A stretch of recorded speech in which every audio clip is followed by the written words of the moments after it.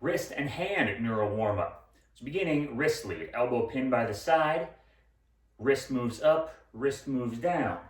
Notice that the wrist describes a larger line through space than the fingers do. That's how you know it's a wrist lead.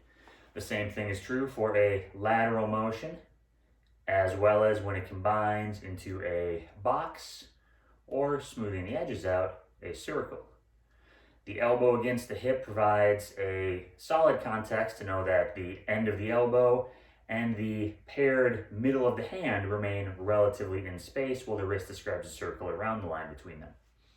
A hand figure eight instead will revolve around this line with the index moving down through the middle every pass, down through the middle, palm traces the outside, down through the middle, palm traces the inside. And a pinky lead still traces the palms in the same way, but leads up through the middle diameter of the figure eight. So wrist leads, hand figure eights. Continuing on to the fingers themselves.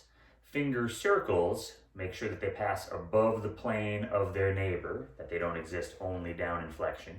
3 in each direction for each finger.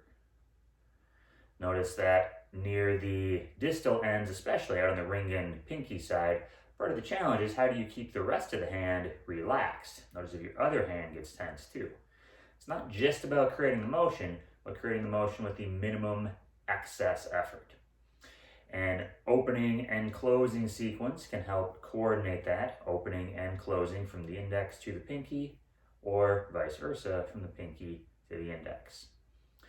And lastly, flexion and extension waves, pulling the fingers in, sliding down, opening, waving them, spreading them apart. The thumb gets to do this separately. And the paired motion, reaching across, sliding in tight, waving back open. Again, thumbs and fingers operating separately. And that is the hands, wrists, fingers neural warm-up.